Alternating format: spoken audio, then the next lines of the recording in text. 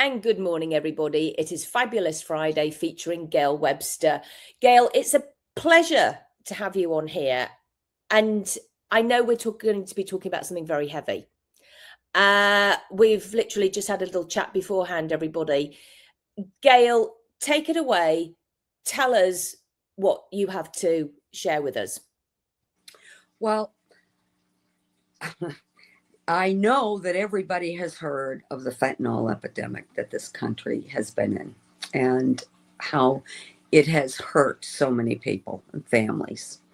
And I do a program called Beyond the Veil of Grief. And I myself have experienced this. And there are so many things that people just don't know, that they think that if they see somebody that has died of fentanyl, they think, oh, that's just an addict. And that's not always true. You don't have to be an addict. They put this stuff in everything, on everything. There could be a young kid just thinking that he's going to smoke a joint and it's in the joint. It's not about sales and making money with the drug addictions. It's gone beyond that. It's about taking people out. And that's what people don't understand.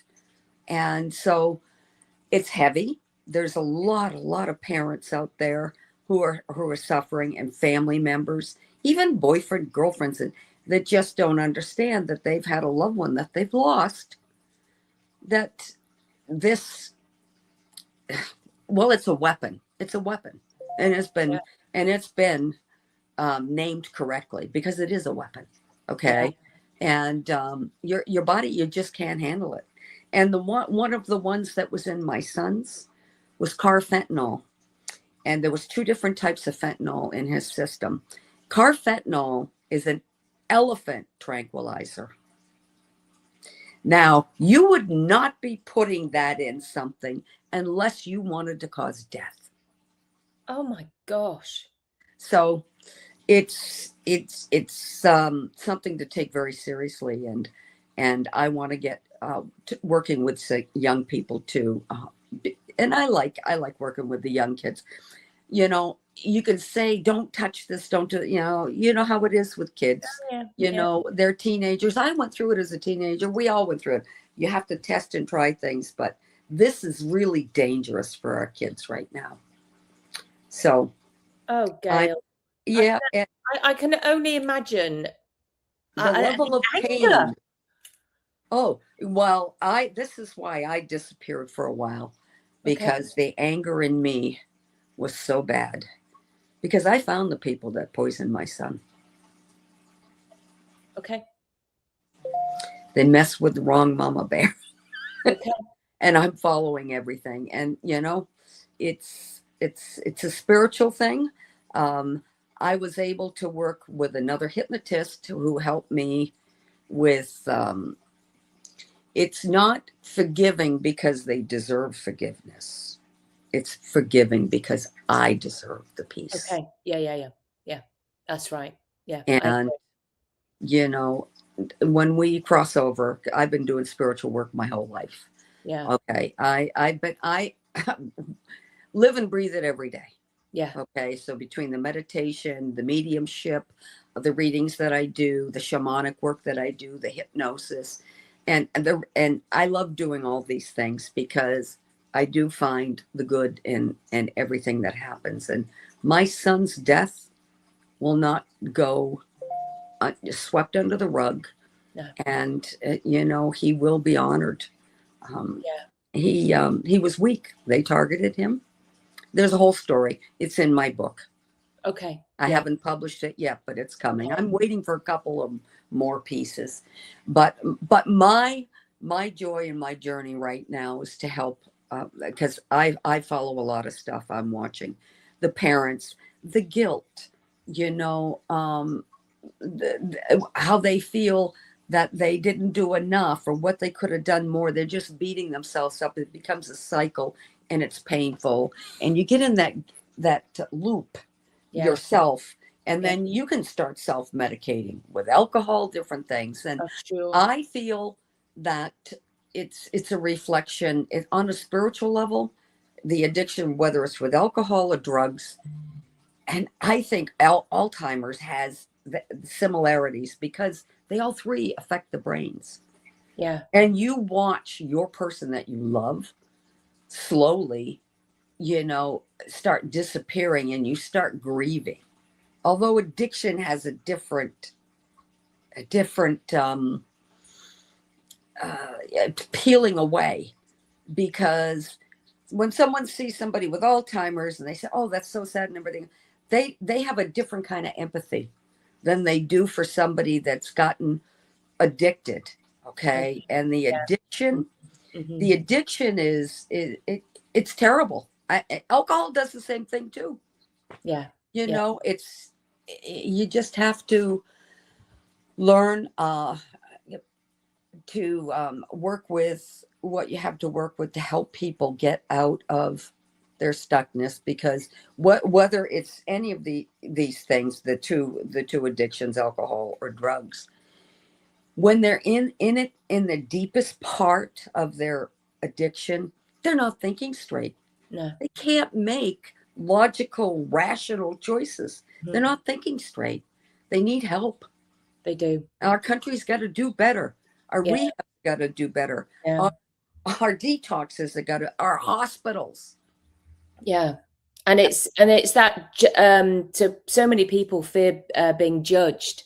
And you're right, people do judge people. Well, yeah, they do. They judge you. And there was very few people over the years that I shared that I was working, with helping my son. There were a couple of, people in the field that I trusted and loved, and I tried to connect my son with. I had all the tools. See, it's really painful for me, because, people will say, "Oh, you couldn't help your son." That's not true, because I've helped a lot of people. However, he needed somebody outside of me.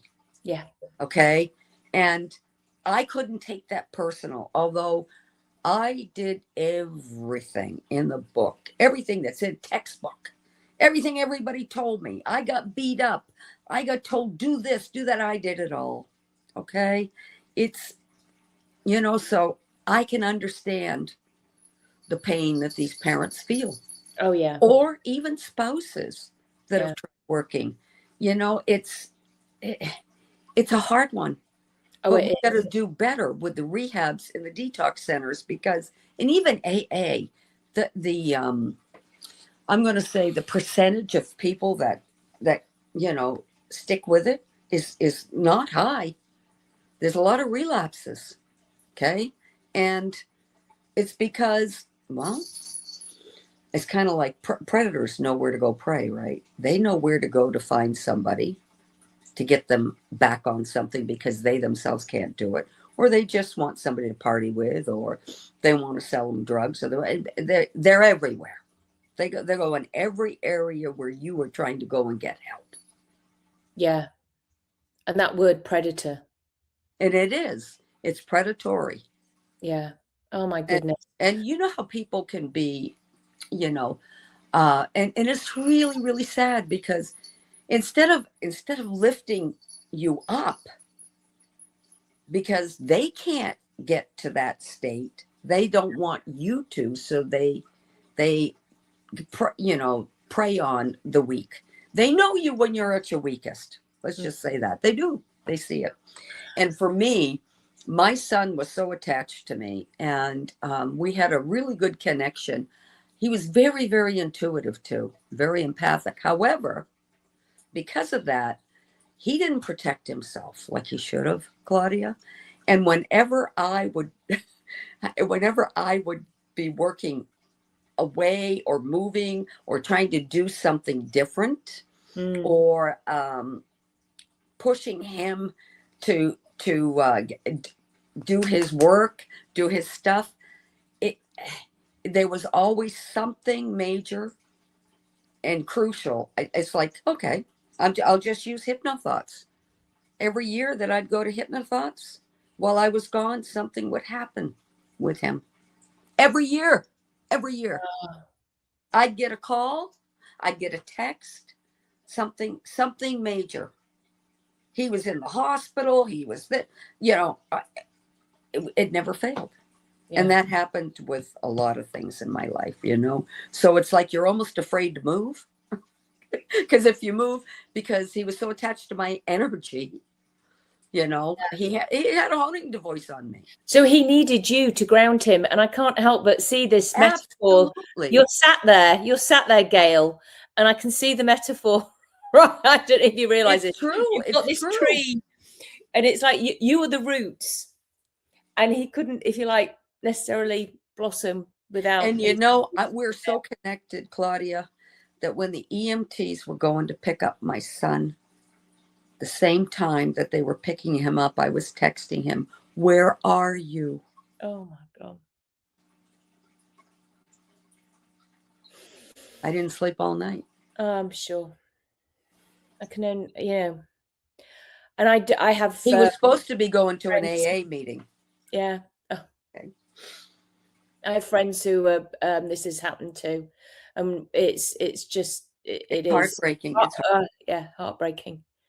And so we've got to start raising the vibration of love too, because they want us sad, they want us crying, and they want us hurting, and in fear. And we got to break through that. Okay. Because the only thing we take with us, Claudia, when we leave this planet is love. That's the only thing we take with us. Yeah. So Gail, I can hear that passion. Okay. You have passion and purpose. Absolutely. Written all into this. And you've got a program, haven't you? And you're yes. training it at HypnoThoughts Live this year on the Thursday, the 16th. Yes. So tell it, it's a 1-day workshop. It's a 1-day workshop. So tell me more about it, because you're going to be training hypnotists how to help the parents. It's what is it called? Okay, it's called Beyond the Veil of Grief. Okay.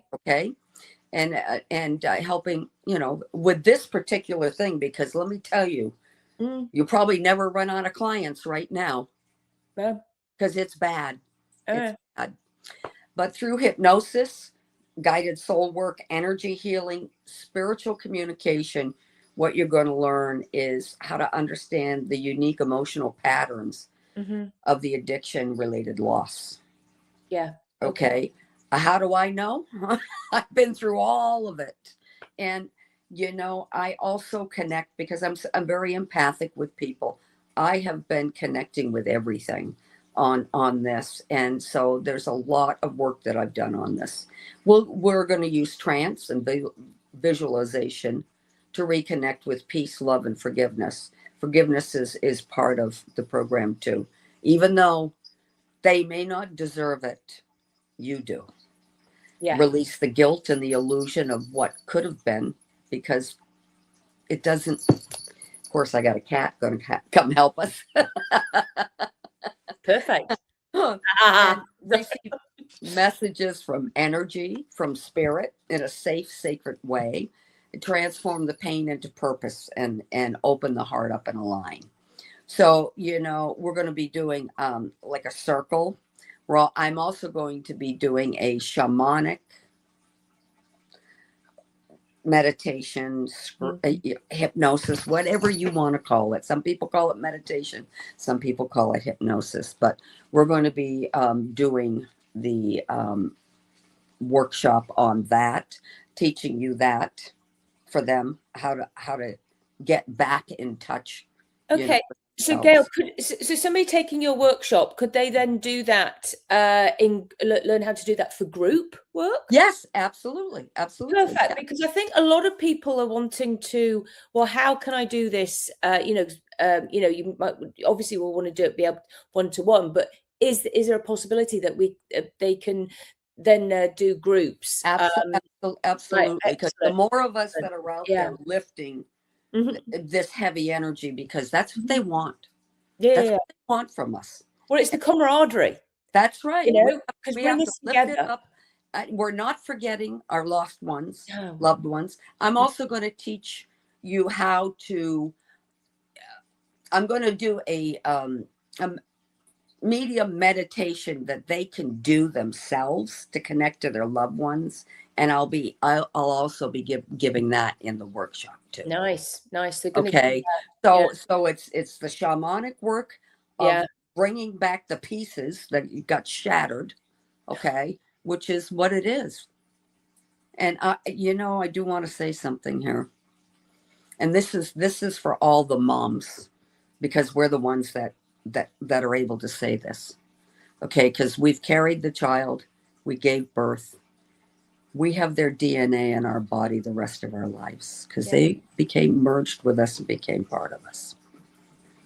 So they're always with us here. They are. Absolutely. So we carry our babies with us all the time. All the time. Yeah. Yeah. Thank you, Gail. Thank you for sharing that. Honestly, so anybody who is at HypnoThoughts, and you feel a calling for this, then please definitely check out Gail's workshop. And not sure how I can necessarily follow that, but I can with my bunny talk. I've got that. No, I love your bunny talk, because that's love. That's connecting with kids. Well, actually, it is, and a child. Yeah, and you could do the inner child. It's also for adults too. Yeah, it is. And actually, what it does is it helps people with the reasons why they might do the addictions. Absolutely, it's all intent. It gets to the root cause without hearing the story, and I show and people learn that they get their own transformations, because let's face it, we all have shit, so it clears that. Mm-hmm. And it's through play, yet it's heavy as well. And there's eye movements, bunny eye movements, and anybody who takes my workshop, actually, you will also get to join my Facebook group, which is, I'm all putting stuff in there all the time, but also you will get to join the online one that I'm doing in September, the 2-day online workshop, as an added bonus. Mm-hmm. So, because I want good bunny talk practitioners, I want them to feel that they can, I can really do this. In fact, you can do it from the 2 days, but it's like, well, how might they then be able to do it with somebody if they do want to do it online? Well, then you can learn it online as well. I actually always see all my children in person, because I prefer to. I've got 1 or 2 online, it's fine, but for my littles, I prefer it in person, because we're on the floor. And that's why when you're learning the bunny talk process at HypnoThoughts, it is like, as I say, live. We're on the floor, we're playing, we are regressing, because you're also grounding, because you're on the floor. Oh, well, there you go. But you're playing because kids are on the floor. Yeah. Shoes are off. You're playing with toys, you're playing with this, but there's a whole load of metaphors and all sorts that goes with it. And I don't mind saying I'm thrilled that I get to share this with people, because it's again, it's from that mother heart. It's the same. It's kind of the same thing. Like you said, you don't have to tell the story. And that's why I love shamanic work, because you don't have to tell the story, but I do put you through a guided journey because your story, your story. Yeah. People know their story. They don't need to necessarily, because they feel it, they hold it, and it just, but as I say, with the bunny talk, it sort of brings it out, and it's dissociated out of you, and then change work can happen. Then it changes how the story is seen and how you tell it. Yeah. And they redraw it, redo it, and it's it's anchored in. So right.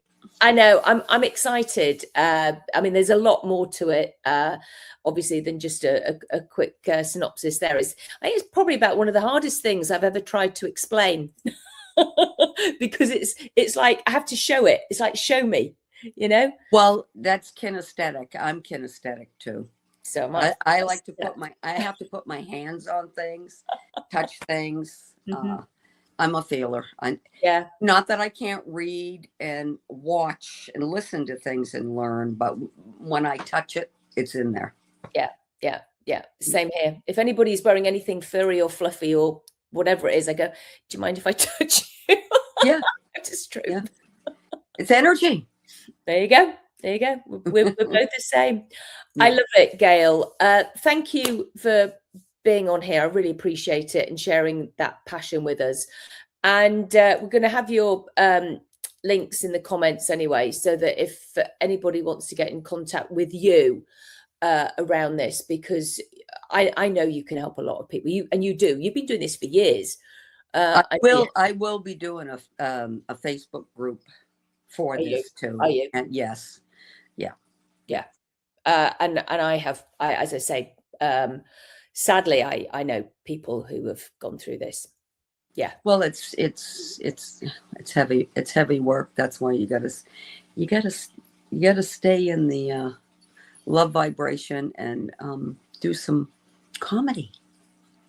Well, we do. We both do comedy. That's right. This as well. That's right. That's one of the biggest reasons I got into it years ago, is because of the work that I was doing. So because I am so empathic and I'm so connected, it's draining. I'm like, I gotta do something that makes me laugh. Yeah. Raises the vibration and keeps it growing. Yeah. Because it's like, and laughter is the best medicine. Absolutely. It's like, because when you can bring that into your sessions, which I do in all of mine, then it's then it can clear it. So yeah, we need that back in our lives, because it's the one wonderful thing that humans do have, is a sense of humor. I gotta tell you something really cute. When I was in school at HMI in Tarzana, California, that was a long time ago, Claudia, 2006, right? And I used to drive into Tarzana every day and attend in person. But there was one of my teachers, and he was able to trance me out pretty good. And he would start off and pretend he was going somewhere else, but he was actually, gearing towards me. And the minute I felt that, I'd start laughing, and I couldn't stop laughing. Then he'd start laughing, and I'd start laughing, and then I was gone. Because it was like the minute I felt that I was going, I was like, oh shit, here I go. and I would go down. So it's a pretty good feeling. Oh yeah. And we're both able to do that for people with them. We guide, and and so can a lot of our colleagues. So it's That's why we always have such good time together. We do when we feeling each when we get in the conferences. Oh dear. I love you, Gail. Thank you for being on. Thank you for watching, everybody. And you were one of the first persons that sent a message to me and said, Gail, I'm so sorry, and I'll never forget that. Okay. Talk to you later, girl. All right. Take care. Bye. Thanks for watching, everybody. It's goodbye from me, Claudia Rickard, and it's goodbye from Gail Webster. Take care, everybody. Bye.